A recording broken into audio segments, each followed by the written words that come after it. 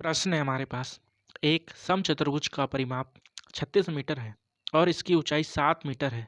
इसका क्षेत्रफल ज्ञात कीजिए। ये आपके ऑप्शंस। अब इसे कैसे हल करेंगे तो आइए समझते हैं। हमें दिया है एक समचतुर्भुज, और समचतुर्भुज आखिर होता कैसा है? तो वो होता है कुछ इस प्रकार का, जिसकी चारों भुजाएं क्या बराबर होती हैं। ठीक है। अभी जब चारों भुजाएं बराबर होती हैं तो हम इसे वर्ग क्यों नहीं कहते? तो समचतुर्भुज और वर्ग में थोड़ा सा डिफरेंस होता है। ठीक है। समचतुर्भुज की चारों भुजाएं बराबर तो होती हैं, लेकिन जो उसकी दोनों भुजाओं की लंब बीच की दूरी होती है, ये डिफरेंस होती है। ठीक है। जो दोनों भुजाओं के बीच की दूरी होती है, ये डिफरेंस होती है। क्यों?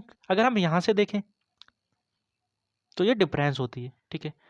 तो हमारे पास समचतुर्भुज ए बी सी डी, ठीक है, जिसमें इसकी ऊंचाई क्या है?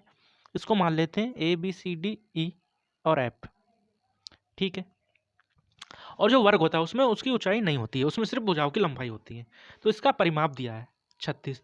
अभी मैंने शुरू में बताया कि जो समचतुर्भुज होता है उसकी चारों भुजाएं बराबर होती हैं, तो उसका परिमाप क्या हो जाएगा? चारों भुजाओं का योग, मतलब 4 इंटू में क्या भुजा, भुजा को ए से लिखता हूँ, कितना दिया? 36।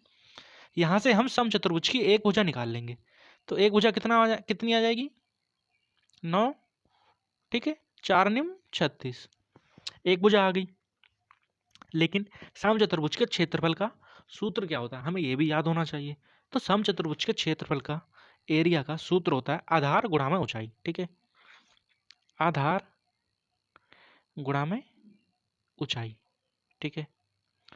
अभी मैंने पहले ही बताया था कि जो दोनों भुजाओं की बीच की दूरी होती है वो क्या होती है? हमारी ऊंचाई होती है। ठीक है।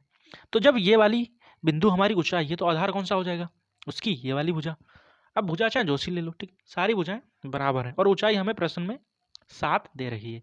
तो आधार हमने अभी निकाला 9, और गुणा में कितना? ऊंचाई 7 जो हमें प्रश्न में दी है। तो कितना आ जाएगा यहाँ से एरिया?